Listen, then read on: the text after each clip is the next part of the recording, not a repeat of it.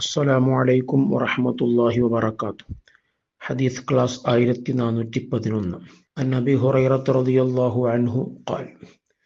അബൂ ഹുറൈറ റളിയല്ലാഹു അൻഹുവിൽ നിന്ന് നിവേദനം, അവിടുന്ന് പറഞ്ഞു, ഖാല റസൂലുള്ളാഹി സ്വല്ലല്ലാഹു അലൈഹി വസല്ലം, ഹബീബ് സ്വല്ലല്ലാഹു അലൈഹി വസല്ലമ തങ്ങൾ പറഞ്ഞിരിക്കുന്നു, മൻ തവദ്ദഅ വദക്കറ ഇസ്മല്ലാഹ്, ആരെങ്കിലും അല്ലാഹുവിനെ സ്മരിച്ച് ബിസ്മി ചൊല്ലി ആരെങ്കിലും വുദൂ എടുത്താൽ, തത്വഹറ ജസദുഹു കുല്ലു, അവന്റെ ശരീരം മുഴുവനും ശുദ്ധിയാവും. ബിസ്മി ചൊല്ലി വുദൂ എടുത്താൽ അവന്റെ ശരീരം മുഴുവനും ആത്മീയ ശുദ്ധി കൈവരിച്ചതായി. വമൻ തവദ്ദഅ വലം യദ്കുരി ഇസ്മല്ലാഹ്, ഒരാൾ വുദൂ എടുത്തു പക്ഷേ ബിസ്മി ചൊല്ലിയിട്ടില്ല, തുടക്കത്തിൽ ബിസ്മി ചൊല്ലാതെയാണ് വുദൂ എടുത്തതെങ്കിൽ, ലം യതത്വഹർ ഇല്ലാ മൗദിഉൽ വുദൂ, ആ വുദൂ എടുത്ത ആ സ്ഥലമല്ലാതെ മറ്റൊന്നും ശുദ്ധിയാവുകയില്ല.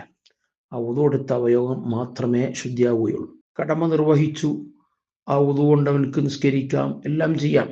പക്ഷെ യഥാർത്ഥ വുദൂവിൻ്റെ പരിപൂർണമായ ആ ഒരു ആത്മീയ വിശുദ്ധി മുഴുവൻ ശരീരവും ആത്മീയമായുള്ള ആ ഒരു ചൈതന്യം മുഴുവൻ ശരീരത്തിനും ലഭിക്കണമെങ്കിൽ അവൻ ബിസ്മി ചൊല്ലി വുദൂ എടുക്കണം എന്നാണ് മുത്തുനബി സല്ലല്ലാഹു അലൈഹി വസല്ലം ഈ ഹദീസിലൂടെ പഠിപ്പിക്കുന്നത്. വളരെ ശ്രദ്ധേയമായ ഹദീസാണ്. വുദൂ നമ്മൾ ഒരു ദിവസം പലതവണ എടുക്കുന്നതാണ്. വളരെ പ്രധാനപ്പെട്ട ഒരു ഇബാദത്താണ് വുദൂ എന്നുള്ളത്. സ്ഥിരമായി വുദൂ ഉള്ള ആളുകളെ മലക്കുകൾക്ക് വലിയ ഇഷ്ടമാണ്. ആ വുദൂ നിർവഹിക്കുമ്പോൾ ബിസ്മി ചൊല്ലിയിട്ട്, ബിസ്മില്ലാഹിർ റഹ്മാനിർ റഹീം എന്ന് ചൊല്ലിയിട്ട് വുദൂ തുടങ്ങുക.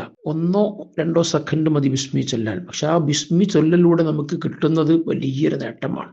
അവൻ്റെ ശരീരം മുഴുവനും ആത്മീയ വിശുദ്ധി കൈവരിക്കുകയാണ്. അതുകൊണ്ട് നാം വുദൂ എടുക്കുമ്പോൾ ബിസ്മി ഒരിക്കലും ഒഴിവാക്കരുത്. വളരെ ശ്രദ്ധിച്ച് അതിൻ്റെ പ്രാധാന്യം ഉൾക്കൊണ്ടുകൊണ്ട് വുദൂ എടുക്കുമ്പോൾ ബിസ്മി ചൊല്ലിയ ഒരൊറ്റ കാരണം കൊണ്ട് അവൻ്റെ ശരീരത്തിന് മുഴുവനും ആത്മീയ ശുദ്ധീകരണം ലഭിക്കും എന്ന ആ ശരിയായ ബോധത്തോടുകൂടെ നാം ബിസ്മി ചൊല്ലി വുദൂ എടുക്കാൻ തന്നെ എല്ലാവരും ശ്രമിക്കണം. അല്ലാഹു തആല ഈ ഹദീസ് ഉൾക്കൊള്ളാനും അത് ജീവിതത്തിൽ പകർത്തി ആത്മീയ വിശുദ്ധി കൈവരിച്ചവരിൽ അല്ലാഹു നമ്മയൊക്കെ ഉൾപ്പെടുത്തട്ടെ. ആമീൻ യാ റബ്ബൽ ആലമീൻ. വസല്ലല്ലാഹു അലാ സയ്യിദിനാ മുഹമ്മദിൻ വഅലാ ആലിഹി വസഹ്ബിഹി വസല്ലം.